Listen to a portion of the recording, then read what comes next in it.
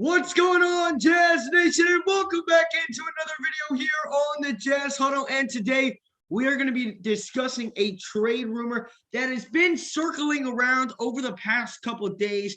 Kind of at the beginning of free agency is when this really started to pick up some steam. There have been tons of articles about it, tons of stories that we have seen about it. So we wanted to come on here and discuss it because there's a possibility that this player could be traded. Obviously, that player is Joe Ingles. You guys can tell by the thumbnail, by the title, whatever it may be. But for the right package, Ingles is 33 years old, 33 or 34, one of those two ages. And so he doesn't have much time left here in the NBA. I would give it maybe 2-3 more years. So if we were able to, make a package for some younger players, that's definitely something the Utah Jazz can do. They're obviously dealing with the luxury tax issue, which Blake is going to get into, of why this trade would help in that sense, so our penalty is not as high. But Blake, what do you think about the possibility of trading Joe Ingles to the Warriors? Obviously, for the two guys we have up there, and then another name that was being thrown around was Kelly Oubre.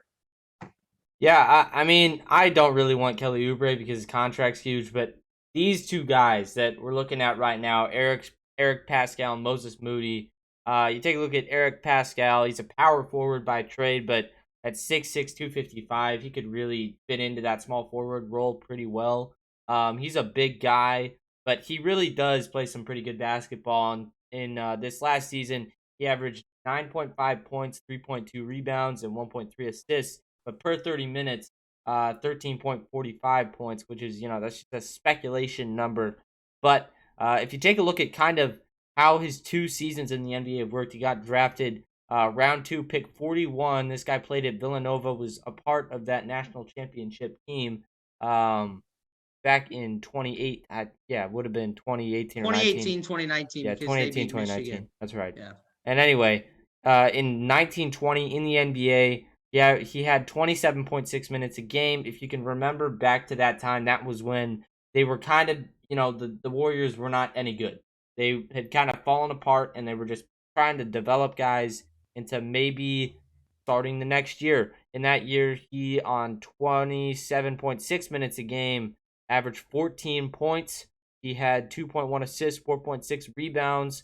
And this is a guy, again, who's not the fastest. He's not the most athletic, but he can power through you. So I really do like what I'm seeing here. Again, 49.7% field goal percentage for him, but 28.7 from outside. So obviously not the best 3-point shooter, but he's got stuff to go along with it. But I just want to talk about the next season, 2020, 2021. He only had 17.4 minutes a game.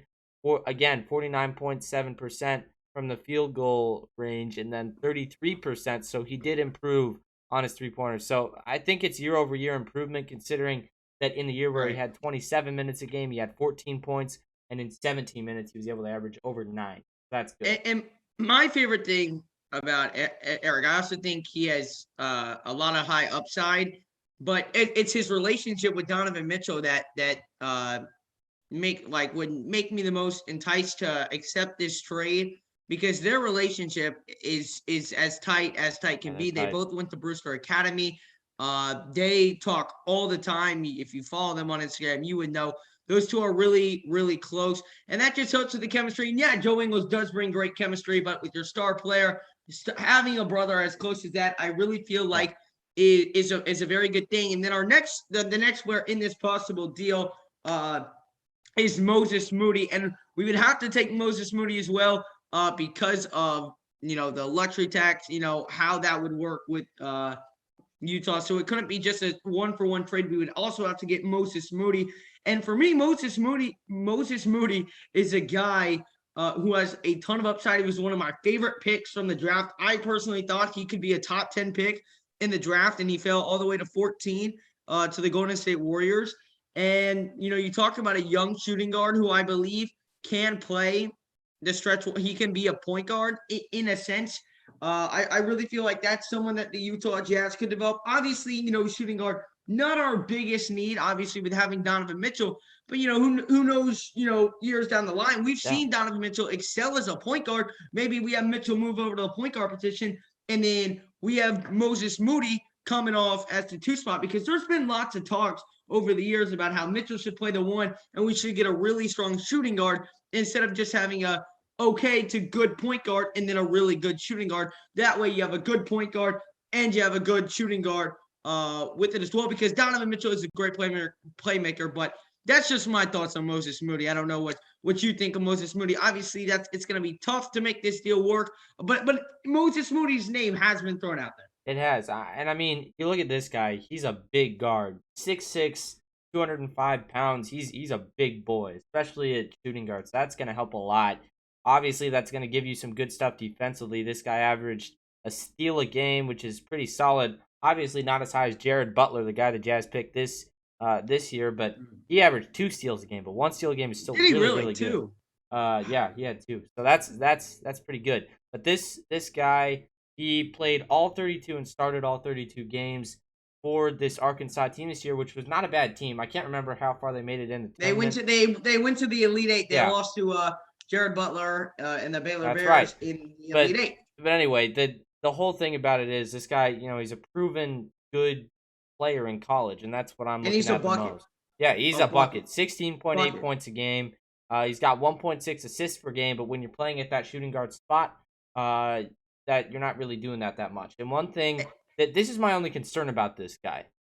You take a look at his 3-point attempts and percentage.